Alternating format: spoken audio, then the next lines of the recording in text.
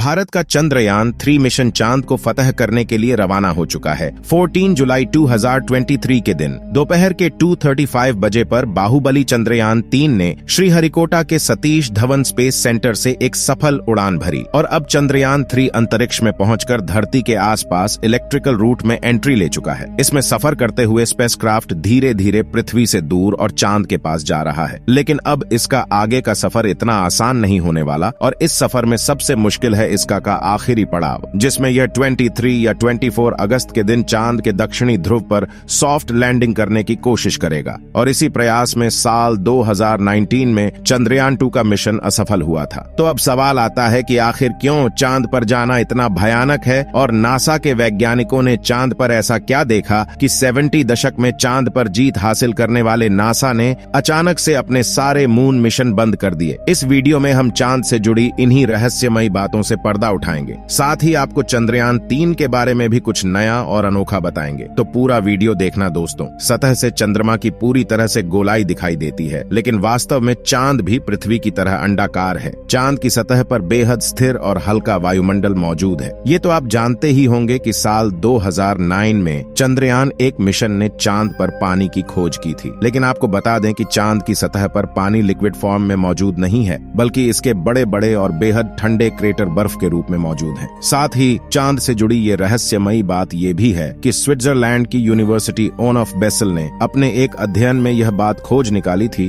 कि चंद्रमा पृथ्वी पर रहने वाले लोगों की नींद पर भी असर डालता है। कहा जाता है कि जहां अमावस के दिन लोग काफी अच्छी नींद कर पाते हैं, वहीं पूर्णिमा पर उन्हें कम नींद आती है। हालांकि विज्ञान ने इस बात को पूरी तरह से एक्सेप्ट नहीं किया और आज भी कुछ वैज्ञानिक इस बात पर अध्ययन कर रहे हैं। दोस्तों, चांद की जमीन काफी ऊबड़ खाबड़ है और इसमें कई बड़े बड़े क्रेटर यानी गड्ढे मौजूद हैं, जो इतने बड़े हैं कि पिछले करोड़ों सालों से इनके अंदर सूरज की रोशनी तक नहीं पहुंच पाई है। इनमें से सबसे बड़ा गड्ढा चांद के दक्षिणी ध्रुव में मौजूद है। एटकिन बेसिन नाम के इस गड्ढे का डायमीटर 2500 किलोमीटर और गहराई तो इतनी ज्यादा है कि इसमें एक के ऊपर एक करके 10 बुर्ज खलीफा समा जाए। जी हाँ, इस गड्ढे की गहराई 8.2 किलोमीटर के आसपास है और ये पूरे सोलर सिस्टम के सभी ग्रहों और ग्रहों में मौजूद गड्ढों में सबसे बड़ा गड्ढा है। माना जाता है कि चांद के इन क्रिएटर्स में पानी छुपा हो सकता है, और वो भी थोड़ा बहुत नहीं बल्कि पूरे 100 मिलियन टन। इसके अलावा यहाँ hydrogen, ammonia, methane, sodium, mercury और सिल्वर जैसे मूल्यवान संसाधनों का खजाना मौजूद हो सकता है, जिसकी खोज करने के लिए ही चंद्रमा पर चंद्रयान 3 मिशन को भेजा गया है। दोस्तों, साल 1959 में रशिया के स्पेसक्राफ्ट ने पहली बार चांद पर लैंडिंग की थी, जिसके बाद अमेरिका ने भी कई मून मिशन किए और 20 जुलाई 1969 के दिन नासा के अपोलो 11 मिशन के दौरान एस्ट्रोनॉट नील आर्मस्ट्रैंग और बज एल्ड्रिन ने चांद पर पहली बार कदम रखा था। जिसके बाद नासा ने कई मून मिशन किए थे और अपने कुल 12 एस्ट्रोनॉट्स को चांद पर भेजा। एस्ट्रोनॉट्स ऐसे व्यक्तियों को कहते हैं जो पृथ्वी के वायुमंडल से ऊपर जाकर अंतरिक्ष यानी चांद पर जाकर रिसर्च करें। लेकिन दिसंबर 1972 में अपोलो 17 मिशन के बाद नासा ने अचानक से इंसानों को चांद पर भेजना बंद कर दिया, जिसके लिए उन्होंने ये कारण दिया कि चांद पर फिलहाल ऐसा कुछ नहीं है जिसकी रिसर्च की जा सके। लेकिन कुछ लोगों का यह भी कहना था कि नासा ने असली कारण को छिपाया है। नासा के भेजे गए इन 12 में से कई अंतरिक्ष यात्रियों ने चांद पर कुछ अजीब सी आवाज भी सुनी थी, तो कीयों ने इन पर बने एक अजीब ब्रिज और कूलिंग टावर जैसी रचना को भी देखा था। वहीं चांद की खोज में वैज्ञानिकों को एक सैटेलाइट डिश जैसी रचना भी दिखी थी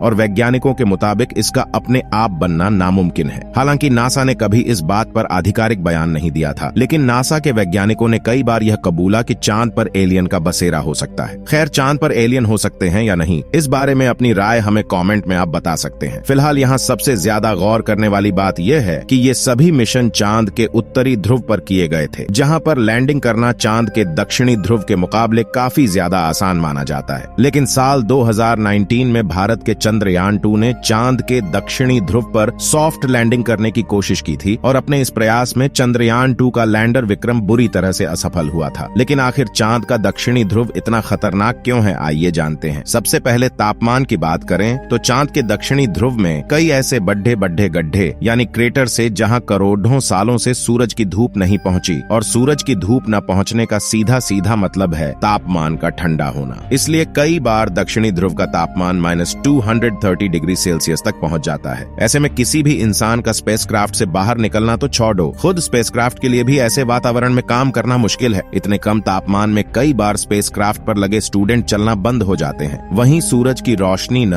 पोड़ीने की वजह से चांद के दक्षिणी ध्रुव के कई हिस्सों में काफी ज्यादा अंधेरा है, जिस वजह से चांद की ऑन ऑर्बिट में घूम रहे नासा, रशिया और इसरो के ऑन ऑर्बिटर भी वहां के काफी हिस्सों को ठीक से नहीं देख पाए। यानी कि उन हिस्सों में क्या हो सकता है ये किसी को नहीं पता। ऐसे में वहां जाना सबसे बेढी चुनौती है। इसके अलावा चांद के दक्षिणी ध्रुव की जमीन उत्तरी ध्रुव से ज्यादा उबड्ड खाबड्ड है, पर यहाँ पर कुछ सेंटीमीटर से लेकर 2500 किलोमीटर तक के बॉडी बड्डे गड्ढे हैं। ऐसे में रिसर्च के लिए किसी भी रोवर को यहाँ चलाना हो तो काफी सावधानी बरतनी पेडीडीती है, और अगर रोवर किसी बॉडी क्वार्टर में गिर गया तो उसे वहां से निकालना लगभग नामुमकिन हो जाएगा और रिसर्च मिशन भी फेल हो जाएगा। इस बात को ध्यान में रखते हुए इसरो ने चंद्रयान 3 के प्रज्ञान रोवर में सेंसर्स और नेविगेशन कैमरा लगाए हैं। अब सवाल आता है कि चंद्रयान 2 कब विक्रम लैंडर चांद की सतह पर सॉफ्ट लैंडिंग करने में क्यों फेल हुआ था। तो बता दें कि इसरो के मुताबिक धरती से चांद की दूरी करीब 3,000,084,400 किलोमीटर है। ऐसे में इतनी दूरी पर लैंडर से डीप स्पेस कम्युनिकेशन बनाए रखना काफी मुश्किल होता है, क्योंकि इतनी दूरी पर रेडियो सिग्नल्स वीक हो जाते हैं और एंटेना से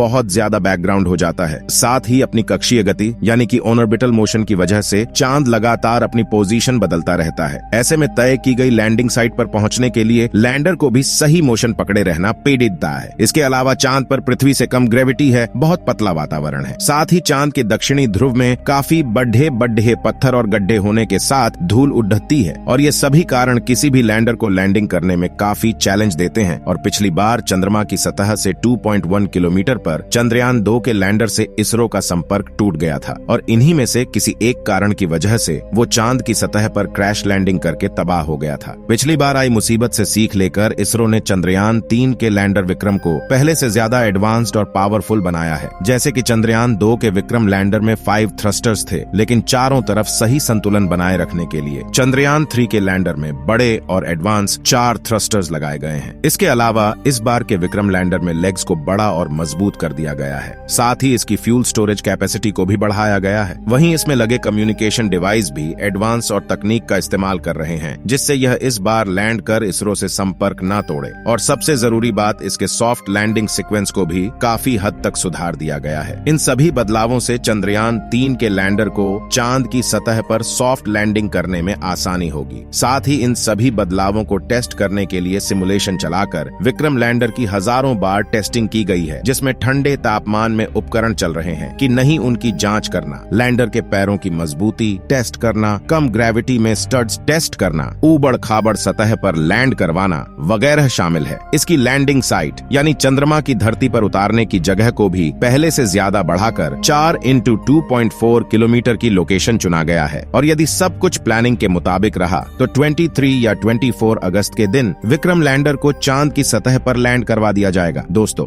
अगर इस बार चंद्रयान 3 का लैंडर चांद पर बिल्कुल सही तरीके से सॉफ्ट लैंडिंग करता है तो अमेरिका, रशिया और चीन के बाद भारत वो चौथा देश होगा जो चांद पर सॉफ्ट लैंडिंग करेगा। साथ ही हमारा भारत वो पहला देश बनेगा जिसने चांद के सबसे भयानक हिस्से यानी साउथ पोल पर लैंडिंग की है, जिससे स्पेस रिसर्च के फील्ड में भारत का नाम सबसे ऊंचा हो जाएगा। तो साथियों, अगर आप भी हमारी तरह यही चाहते हैं कि चंद्रयान 3 मिशन में भारतीय स्पेस एजेंसी इसरो को अपार सफलता प्राप्त हो तो कमेंट बॉक्स में इसरो को अपनी दुआएं जरूर दीजिए। साथ ही जानकारी पसंद आई हो तो वीडियो को लाइक शेयर जरूर कीजिए, और चंद्रयान 3 मिशन से जुड़ी हर पल की खबर पाते रहने के लिए हमारे चैनल को सब्सक्राइब कर दीजिए। धन्यवाद।